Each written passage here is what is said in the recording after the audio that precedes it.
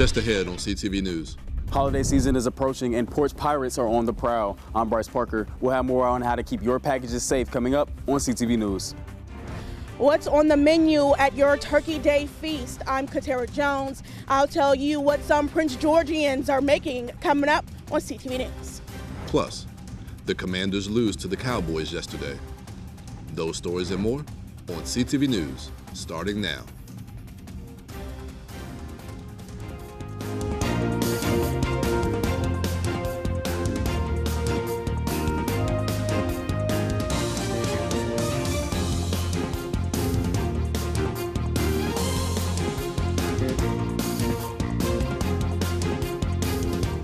Good evening. This is CTV News for November 25th. I'm Mariah Jalad. Thank you for joining us. With Thanksgiving just days away, AAA is projecting that 80 million Americans will be traveling 50 miles or more for the Thanksgiving holiday. Of all the traveling holidays, Thanksgiving is the busiest, according to AAA, and most will be doing so by car, some 71 million.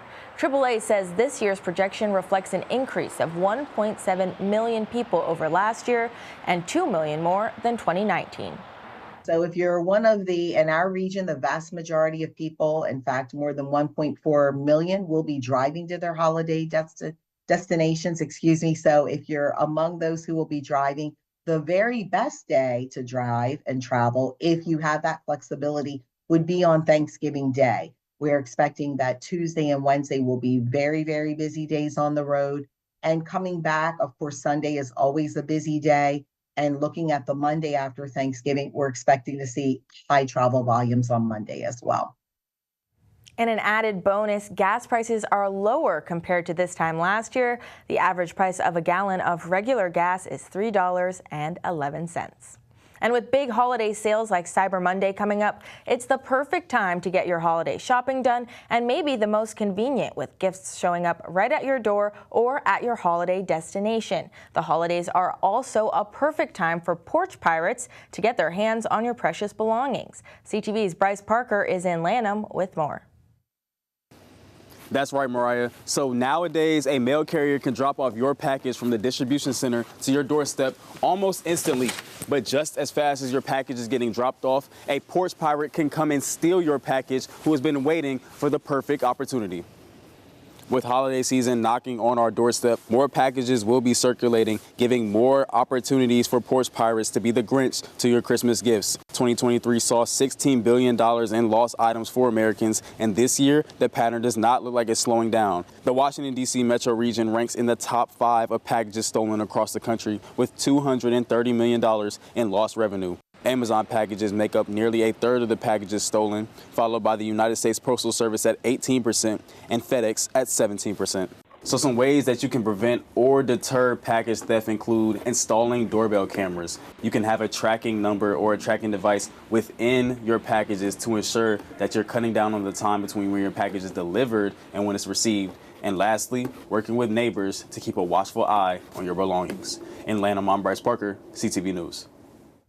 The 3 metro regions ahead of Washington when it comes to package theft are New York City, Philadelphia, and Chicago. And New Carrollton police are investigating an ATM theft at a 7-Eleven this morning. Officers responded to a break-in at the 8400 block of Annapolis Road shortly after 3 a.m. Investigation shows multiple suspects used a vehicle to break through the doors and steal cash from the ATM. No injuries have been reported at this time. We will continue to update you as this story develops. And police are also investigating a fatal shooting in Capitol Heights last night. The shooting happened at the 5000 block of Lee J. Court just before 8 p.m. Officers found 21-year-old Christian West suffering from gunshot wounds. West was taken to the hospital where he later died. A $25,000 reward is being offered for information leading to an arrest or indictment in this case. If you know anything, you are asked to call 1-866-411-TIPS. And a tragic house fire in Brentwood claims the life of an elderly man early Sunday morning. Fire crews arrived at the duplex on the 3400 block of Webster Street just after midnight to find the first floor engulfed in flames. Neighbors described the scene as terrifying, with firefighters battling extreme hoarding conditions that made rescue efforts challenging. The fire was contained to the first floor, but sadly, the man was found dead. We can only operate within a 1 to 2 foot space with the fear of things falling down on top of us and blocking our exits as well. As you can see, windows are blocked here. We use windows as points of entrance and points of egress. It's definitely scary. We heard banging and my daughters were upstairs and they came running because they thought it was our house. We ran outside and we saw all the fire trucks come and try to break the door, but because it was so hard to open the door, it took them a couple minutes. Firefighters later canvassed the neighborhood, installing smoke detectors for free. They also raised awareness about how fire hazards like blocked windows and double-key deadbolts can delay escapes. The cause of the fire remains under investigation. And Vincent Leggett, founder and executive director of Blacks of the Chesapeake, has passed away. Annapolis Mayor Gavin Buckley announced the historian's death via social media on Sunday. He was a true wealth of knowledge and remained dedicated to working with Black in marine science and Blacks of the Chesapeake to preserve the stories of Black individuals who once visited Carr's Beach. Just days ago, CTV News did a story with Mr. Leggett. Take a listen to what he said. To rescue Elktonia and Carr's Beach began 17 years ago. 17 years ago, I was a part of an organization that had a vision to rescue this African-American beach. One of the things that really give me a lot of joy is this is a dream come true. He was 71 years old. His passion and commitment to this work will not be forgotten. You're watching CTV News. I'm Mariah Jalad. Still to come, fare skippers beware. Starting next week, changes are coming to the Metro bus line. We'll tell you what you need to know after the break. Since 1888, the National Geographic Society has championed generations of explorers to conserve ecosystems, share stories, and deepen understanding of every species. Today, it's more urgent than ever to illuminate and protect the vibrancy of our world, because there's always another wonder for us to explore. Will you join us? National Geographic Society. Wonder awaits. 4 men responsible for nearly $800,000 in retail theft across Maryland were indicted by the state attorney general. 2 Maryland men, 25-year-old Taquan Neal of District Heights and 35-year-old Antonio Polite of Hyattsville, along with a D.C. and Virginia man, were charged for involvement in at least 37 organized retail crimes at stores in 6 Maryland counties, including Montgomery and Prince George's. The group targeted stores like GameStop and Ulta and allegedly overwhelmed store employees by entering the store, filling their bags and arms with as much product as they could before fleeing. And Prince George's County Public Schools is continuing to explore updates to its cell phone policy. In a statement, Superintendent Millard House says, quote, "It is essential that we address this challenge thoughtfully, ensuring that policies are both effective and supportive of teaching and learning." Currently, PGCPS allows schools to enforce cell phone policies individually. 12 schools across the district are testing structured cell phone management policies, and those cases will provide insight to the district on how different approaches might work across the school system.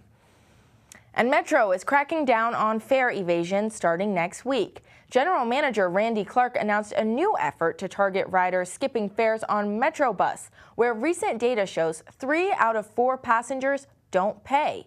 Uniformed officers will be stationed at busy bus stops and transit centers like Silver Spring and Minnesota Avenue, ensuring riders pay before boarding. Clark emphasized this is not about arrests, but enforcing fairness and generating revenue to improve services. We know we need to do more on bus, and it's a targeted thing, so we are transitioning some resources to go after the bus side a lot more, assertively, I would describe it, and we're going to be very data driven. We have a couple routes where we have like 90% of people that are not paying. We have other routes that like 20% of people don't pay. I hear overwhelmingly the people that pay are frustrated at why am I paying when other people are not. We're not a profit generating organization. This isn't like, oh, Metro has a bunch of money. That helps fund the service people get. So a lot of these routes have high frequency, and to pay for those services, we need to collect fares. While some are applauding the move, others worry it may unfairly target Black riders. Clark says reducing fare evasion supports better service for all. And paying bills can be a stress for those with low income and even more so for seniors on fixed incomes. That's why over the weekend, Pepco hosted a resource fair for seniors to help them learn about the energy company's payment assistant options, energy efficiency programs, and more. The event was in partnership with District 8 Councilmember Edward Burrows. Last year, Pepco connected customers with more than $35 million in energy assistance across Maryland. And it's the busy season for Sho'nuff Turkey Farm in Fulton. The farm has been raising turkeys since 1938. This year's flock grew to 20,000 birds. Over the next couple of days, hundreds of customers will arrive at the farm to pick up their turkey. But as popular as Sho'nuff is, it is uncertain how long it will be in operation. Owner Chris Borer tells CTV he expects a few more years. The land was sold to a developer who has been leasing out the land to Sho'nuff. But for the time being, happy holidays. And the countdown to Thanksgiving is quickly approaching, and the big question is, are you cooking or dining out? To find out how residents are spending their Turkey Day, CTV's Katara Jones is out in the community to get the answers. Katara? That's right, Mariah. Thanksgiving is just 3 days away, and I don't know about you, but I am so excited to sit down with my family and have a delicious Thanksgiving Day feast. Now, on the menu at my house, we're having turkey, potato salad, cornbread, and of course, my mom's famous homemade rolls. But that had me thinking, what are people in Prince George's cooking for Thanksgiving? Or are people simply skipping cooking and going out to eat? Well, we spoke to shoppers at this Safeway in Bowie, and many say they are so excited to cook for their family this Thanksgiving. So you said how many people are you cooking for? 22. 22 is a lot. Tell us what's on the menu for Thanksgiving. Oh boy. Well, we have turkey, dressing, lamb, salmon, potato salad, mashed potatoes, sweet potato pudding. What else do we have? Of course, cranberry sauce and rolls. Oh, we have string beans, kale, collard greens. What am I missing? I think, oh, of course, then dessert. We have apple pie, and we're going to have a peach cobbler. And what's the other one? Now, are you cooking all of those dishes? No, I'm doing about 5 different things, but my relatives and, friends are bringing the other items. We have turkey, salmon, macaroni and cheese, corn pudding, sweet potatoes, sweet potato casserole, dressing, string beans, lemon meringue pie, and banana split pie. And rolls. Okay, that sounds amazing, and you look so happy and excited. Tell us, what are you most looking forward to when it comes to hosting your family for Thanksgiving? Just being with my family, because I don't see them all the time. I have some coming from out of town. I do my string beans in a crock pot with smoked turkey. That's it. Oh. Yeah. Okay, so you're bringing a dish for Thanksgiving. Bringing a dish for Thanksgiving. That's it. Just meeting with all my other relatives, my in-laws, sister-in-law, cousins, and just all the family, probably about 15 of us or so. And what do you enjoy most about breaking bread with your family? Just being thankful to see everyone to be together and in good health. Now, if you plan to ditch cooking and are going to go out to eat this Thanksgiving, keep in mind that many restaurants are requiring that their guests pre-order their meal before this Thursday. So just make sure you check out their website before you head out this Thanksgiving. Katara Jones, CTV News. Thanks, Katara. I just love seeing everyone getting so excited about spending time with their families and eating some good food. And Katara, I hope you save me some of those rolls. I need to try them. Still to come on CTV News, what do you bring to the table? If you're still indecisive about what side dish you're bringing to Thanksgiving, stay tuned. We're in the CTV kitchen. I have my sleeves rolled up because we're making some Thanksgiving sides. You don't want to miss it. I'm Gary, with Gary's Got Gigantic Guns. Now I'm serious about making sure that my guns end up in the right hands, and also the left ones. Pew, pew, pew, pew. Look, what you do with my guns, that's none of my business. And what I do with your money, that's none of yours. So come on down, and let's do business where nobody's watching. That's the Gary's Got Gigantic Guns guarantee.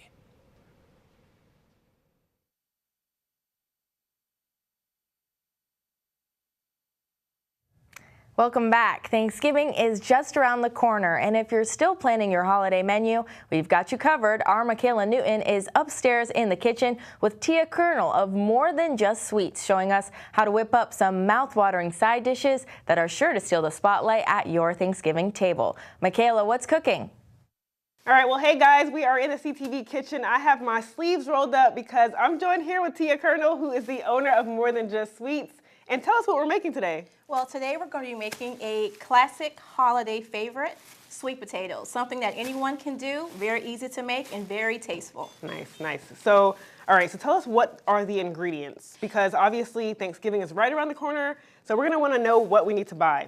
So we need to buy sweet potatoes, yes, the real ones, not the ones in the can, butter, sugar, regular sugar and brown sugar, vanilla extract, nutmeg, cinnamon, and I like to add honey as well. Oh, nice. That's a different kind of ingredient. Yes, I've yes, never seen that. definitely. All right, so what is the first step? How do we get started? The first thing we have to do is wash our potatoes. All right, so we washed our potatoes, and then what's next? And then we're gonna skin them and cut them. All right. So what do we have here? We have them skinned, cut up. And all the way already in the sauce. So this one is already made, but I will show you how to make the sauce that goes inside of your sweet potatoes. All right, so let's get started. Okay, so if you could pass me the butter, please. All right. And the amount of butter depends on how many servings that you're making. This is for 4 servings, and I used about 1/4 cup of butter. Okay. Oh, wow. You're in that? So we're gonna do 3/4 cup of brown sugar. All right, 3/4 cup. Move this out the way. But so now that we've had that melted down, what is the next ingredient that we add? So then we're gonna add our spices. So cinnamon, nutmeg, vanilla extract, and then also honey. Perfect. And do you do it to taste? Because normally when I like to cook, I don't use a measuring cup. I just Yes, do yes, it. So I feel like definitely I'm do it to taste. I definitely do it to taste because everyone's different. Yeah. Everyone's taste buds. Me personally, I like my sweet potatoes sweet, but not too sweet. But I do know a lot of people do like, you know, that sweetness that's in there. Yeah. Sorry. And then with the vanilla extract, you definitely have to be a little cautious with that. A little. That's a little it. bit. That's all you need. Yeah. And then you're going to put your cinnamon in. And you're going to keep mixing this until everything is incorporated. And then after that, you're going to go ahead and pour that into your sweet potatoes. Nice. Once we have the potatoes skinned, cut, all that stuff, we're going to throw it on top. Yes. And then what is our next step after that? You're just going to cook it for about 45 minutes to an hour, depending on the type of texture you like with your sweet potatoes.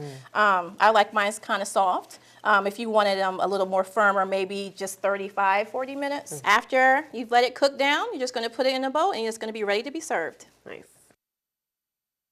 What's our next side that we're making? Our next side is going to be chicken stuffing balls. All right. So where did you get this from? Because I've never heard of this at all. TikTok, again. So, okay, TikTok showed you. So what are the ingredients? Okay, so the ingredients are going to be cornbread. To make your cornbread, of course, is going to be your cornmeal, flour, butter, powder, and then eggs. Okay, so we're going to make our cornbread first. Yes, so we're going to make our cornbread first. All right, so let's do that. Okay, great. So we're going to put 2 cups of cornmeal. We're going to put 1 1/4 cups of flour. And we're going to add our eggs. And how many eggs? We're going to add 2 eggs. Okay. Always remember, when you're cooking, it's your recipe. Make it your own. Okay? Okay. And then we're going to mix that. It's not going to mix. And I forgot one ingredient, oil. All right. Let's add that in there. All right, so our next step. Our next step is going to be to fry up your celery. All right. And your peppers and onions as well. All right, so make sure that you are consistently stirring your vegetables, just to make sure that all of them are being cooked evenly. So we finished our cornbread. Yes, we finished our cornbread. Now it's the fun part. Yes, the fun part. We're going to break it apart. Just going to break it apart and crumble it into our bowl. Then we're going to add our vegetables, which were the celery and the peppers and the onions. We're going to add our shredded chicken. Okay, the next is going to be our cream of chicken. And then cream of celery. You're just going to mix it all together until it forms the same consistency throughout. This looks good. We can go ahead and put in some garlic salt and some onion powder as well. And then after we're finished with this, we're going to roll it into balls and then put them in the oven. Nice. All right, so what do you have here right now? I have a little bit of gravy just to go on top of it, because how can you have stuffing without gravy? Yeah. And all you're going to do is just gently put a little bit on top. That's it. You don't need a lot. It's awesome, though. Definitely. I want to try one. Definitely. Please do. Okay. This tastes really good. You like it? Yeah, this has a lot of peppers in it. Mm-hmm. I didn't know it tastes like that, but it's good, though. All right, Tia, thanks so much for coming on. We really do appreciate it. Thank you for having me. We cannot wait to have you back to make more sides. Yes, thank you so much. Thank you. All right, back to you guys at the desk. That looked amazing. Definitely some creative stuff there too. I can't wait to try it. Make sure you tune in tomorrow as Michaela and Tia are back in the kitchen whipping up some scrumptious desserts that will be the perfect ending to your holiday feast. And now Simon Buggs is here with our Monday sports page. What do we got? Well, Mariah, today we have some amazing high school football highlights as well as some disappointing news for us Commanders fans. What's up, everybody? Don't go anywhere. I'll have more details on the stories in a bit. Stay tuned. Long shift tomorrow. So much homework. Is this all that's left? My dad will get more. I don't need this one. I'm not that hungry. If I can get them to bed, I can do my essay. No, what do I do? Okay, it's okay. My dad will pay the water. We'll turn it back on. You're fine. We'll figure it out. He works so hard. We're in this together. Everything's okay. These tips will help. Maybe I could get a second job. My dad has a second job. We don't need help. We have each other. We've made it this far. What if they could help? We don't need this. Hi. What's your name? Anna.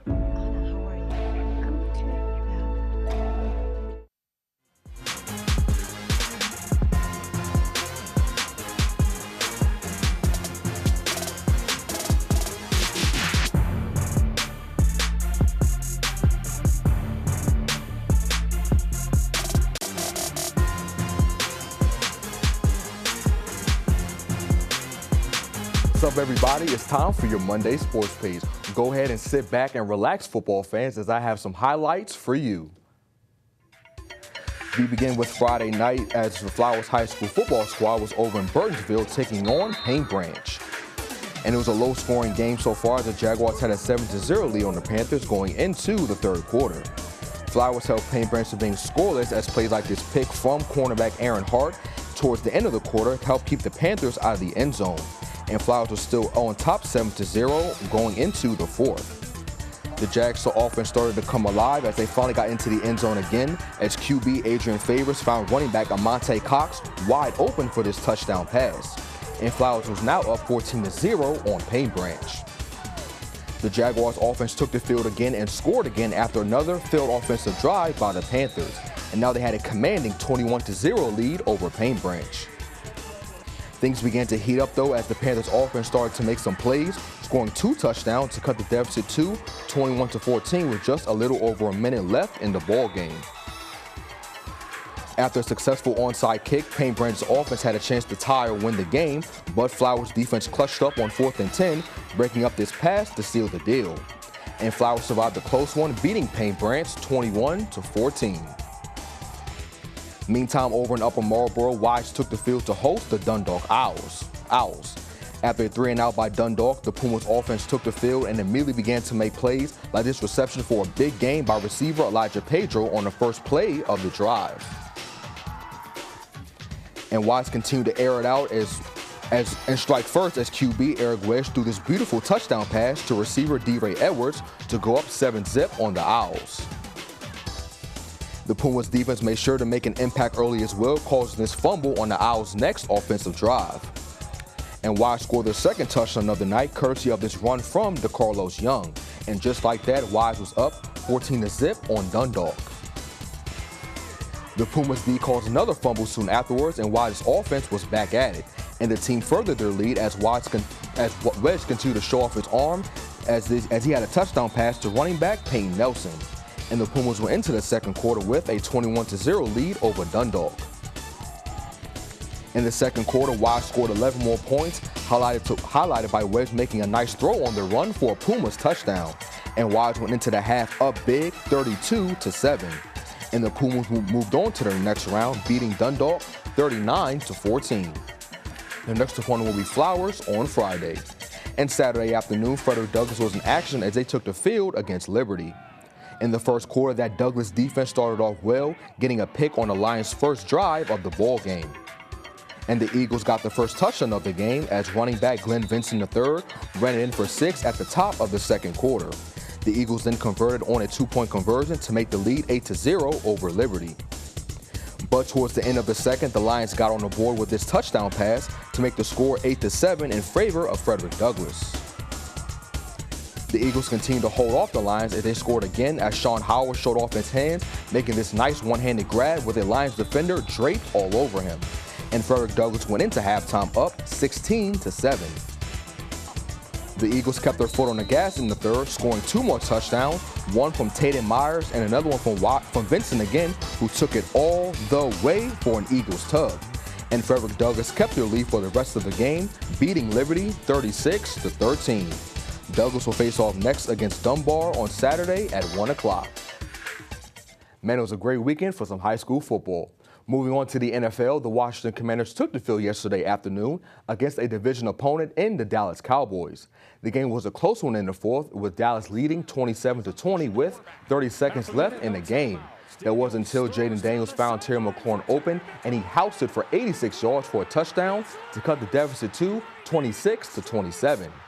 And Washington had a chance to tie the game at 27-all with the extra point, but kicker Austin Sieber missed it, and Dallas won the game after scoring again on an onside kick, 34-26. CTV Sports spoke to some players after the game about the disappointing loss. Just uphill battle constantly.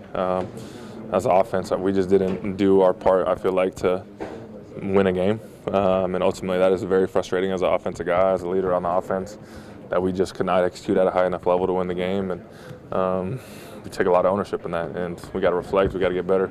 There's no pointing fingers. We just got to get better. We didn't play complimentary football. And, you know, when you're playing in division games, like, it's going to come down to 4 quarters. We knew that going into the game. We didn't underestimate them at all. But it's just unfortunate when you can't help each other out offense, helping out the defense. They were doing a great job, and we just couldn't really get it going. You go through adversity, and then you get kicked again.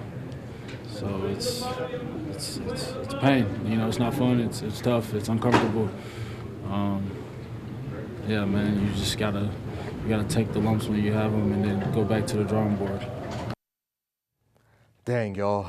Anyway, Washington will try and bounce back when they face off against Will Levis and the Tennessee Titans next on Sunday. And wrapping up sports, the Baltimore Ravens will be in action tonight. The Purple and Gold will face off against the Los Angeles Chargers for Monday Night Football at 8:15. And that is your Monday sports page. All right, Simon, so obviously I'm really happy about last night's results. My Dallas Cowboys came back for the win, but I can't help but feel a little bit sad for your Commanders. You know, such a strong start to the season. What's it going to take to get back to that? Michaela, Mariah, we are down. We are so down bad right now. I think what's played a big role in our losing streak is I feel like defenses are starting to figure us out because unfortunately, our offensive coordinator, Cliff Kingsbury, he does have a track record of his offenses being figured out in the second half of the season, as a graphic has shown that he does not have the best record. So I think defense are starting to figure us out. So I feel like he needs to open up that playbook and, like Terry McLaurin said, play some complimentary football to help this defense out. And if we can do that, we can hopefully make a push for the postseason. So we'll see what happens. All right. Thank you so much. No problem. Now we'll get a look at our 3-day weather forecast. Tonight we do have a 60% chance of rain, so be careful on the roads. Tomorrow those showers are sticking around until the morning. We're looking at a high of 62. Wednesday it's going to be partly sunny. We'll have a high of 54 and low of 44. Thanksgiving Thursday, rain is expected throughout the day, mostly before 1 p.m., and we'll have a high of 55. Now for a look at our community calendar, this Saturday, the Black-owned Small Business Expo will be at the Prince George's Equestrian Center and Showplace Arena. This expo is Maryland's largest growing event dedicated to showcasing locally owned minority businesses. The expo takes place from 10 a.m. until 4 p.m. For more information or for tickets, visit blackbizexpo.com. And that wraps up CTV News for now. Thanks for joining us. We'll see you again tomorrow. Good night, everybody.